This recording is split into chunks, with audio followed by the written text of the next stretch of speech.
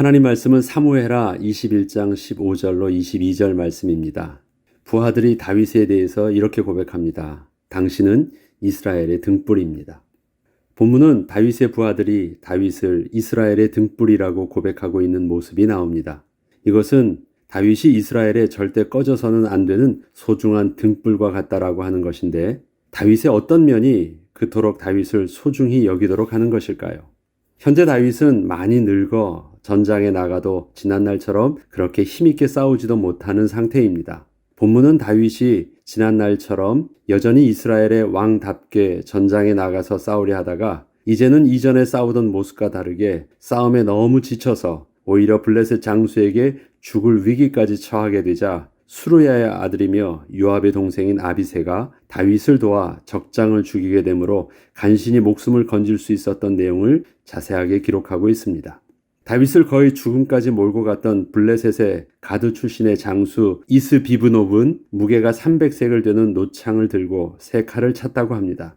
이는 지난날 다윗이 죽였던 골리앗이 창 날만 철 600세겔이었던 것과 비교해 볼 때 이스비브노보다 거의 2배 가까이 힘이 셌던 골리앗도 단번에 죽일 수 있었을 만큼 젊고 힘이 있던 다윗이 지금은 그 힘이 골리앗의 반도 못 되는 장수를 두고 싸워도 감당할 수 없어서 죽을 뻔하다가 간신히 부하 아비새의 도움을 받아 물리칠 만큼 약해져 있음을 보여주고 있습니다. 이에 반해서 다윗의 부하 장수들에 대한 내용은 블레셋의 가드 출신 거인 장수 4명을 죽인 일을 다윗이 블레셋 장수에게 힘을 다 소진해서 죽을 뻔했던 위기와 비교해서 아주 자세하게 기록하고 있습니다. 가드 출신 거인 장수들은 지난날 다윗이 가드 출신 골리앗을 단번에 쓰러뜨렸던 것을 기억하게 합니다. 이제 거인 장수 골리앗을 쓰러뜨리는 일들을 그의 부하들도 할 수 있을 정도로 부하들은 용맹하고 힘도 세다는 것입니다. 또한 이것을 사울과 비교해 보면 사울은 지난날 사무엘상 14장 52절에 보면 사울이 사는 날 동안에 블레셋 사람과 큰 싸움이 있으므로 사울이 힘센 사람이나 용감한 사람을 보면 그들을 불러 모았더라라는 기록이 있는데, 이처럼 사울이 힘있는 장수들을 그렇게 열심으로 모았음에도 불구하고 실제 블레셋과의 싸움이 있었을 때에는 가드 출신의 거인 장수 골리앗 한 명도 제대로 감당치 못해서 떨고 있었을 때 다윗이 나와서 골리앗을 쓰러뜨렸던 것이었는데, 다윗은 사울처럼 힘이 세고 용맹한 자를 그렇게 찾아다니며 세우지 않았어도 현재 다윗의 부하 장수들은 다윗처럼 블레셋의 거인 장수들과 싸워 능히 이길 만큼 강하다는 것을 보여주고 있습니다. 그리고 저들은 다윗 왕에게 이렇게 말을 합니다.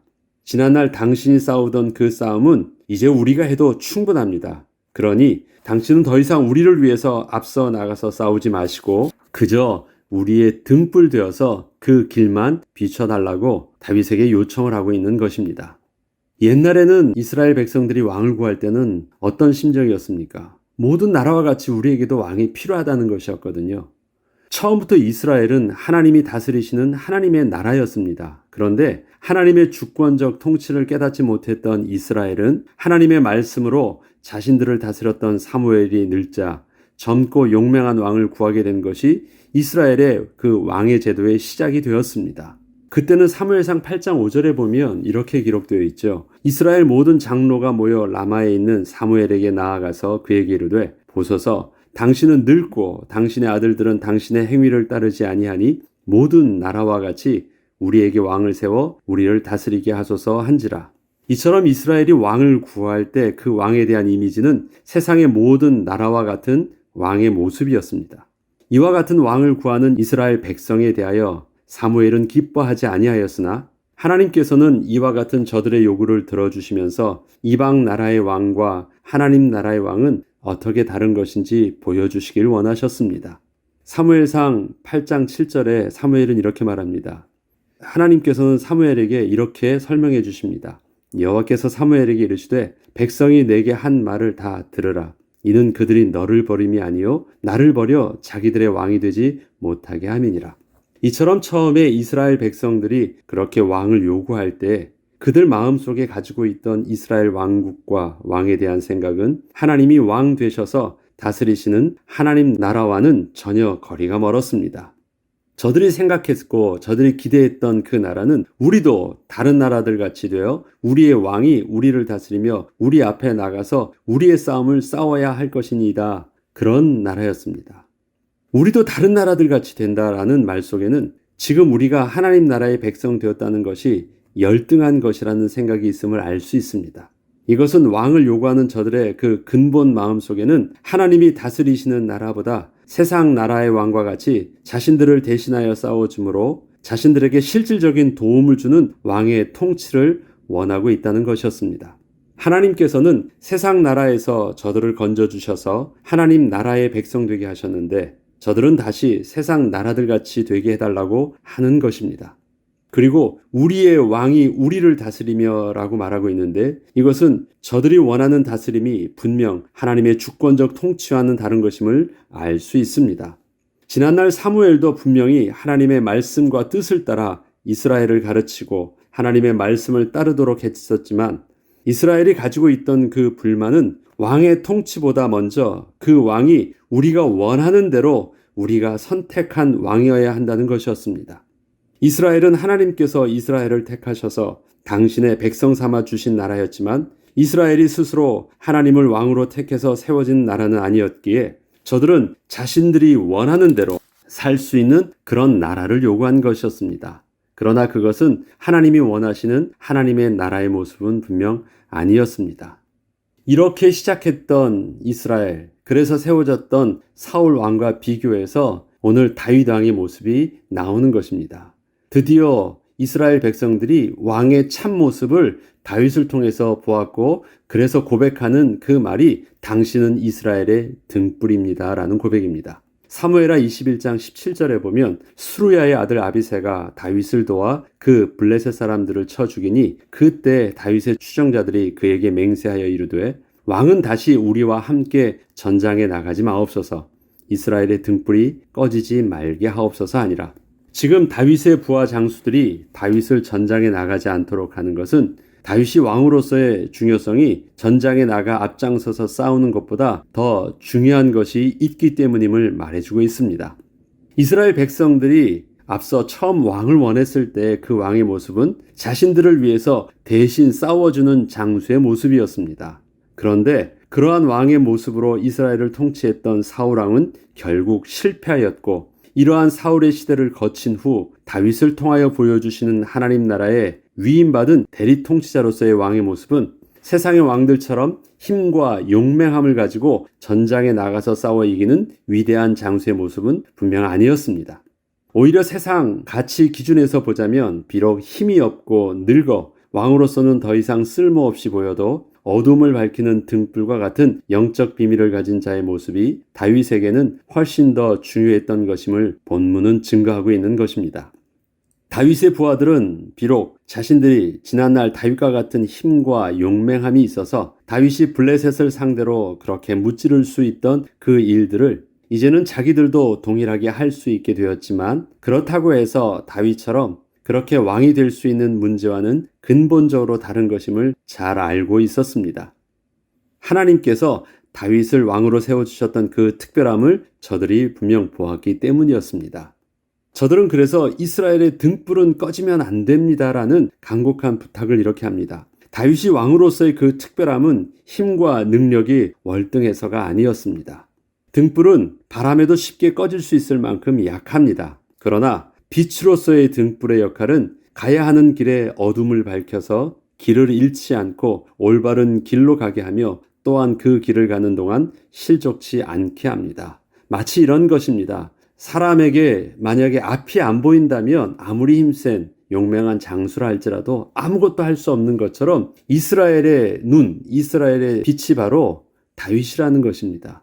그것은 힘이 필요한 것이 아니라 올바른 방향과 그 길을 비춰주는 아주 중요한 역할입니다.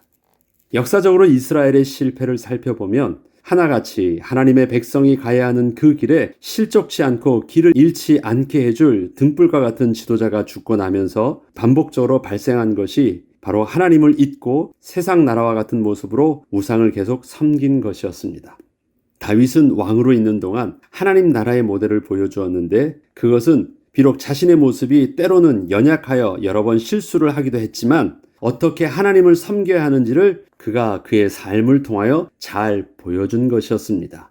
그래서 이스라엘 백성들 앞에 다윗의 모습은 언제나 본이 되는 모습이었고, 그가 마지막에 퇴임할 때 하나님 앞에 감사했었던 것이, 하나님, 저 백성들을 보니 내가 하나님 앞에 품었던 마음과 동일한 마음으로 하나님께 헌신할 수 있고 하나님께 예배할 수 있는 것을 제가 보게 되었다는 것이 너무 감사합니다.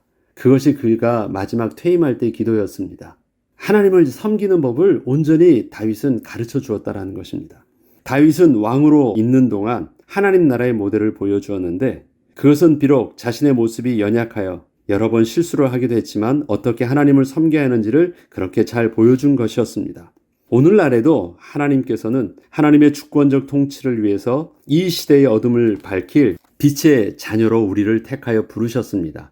베드로전서 2장 9절에는 그러나 너희는 택하신 족속이요 왕같은 제사장들이요 거룩한 나라요 그의 소유가 된 백성이니 이는 너희를 어두운 데서 불러내어 그의 기이한 빛에 들어가게 하신 이의 아름다운 덕을 선포하게 하려 하심이라.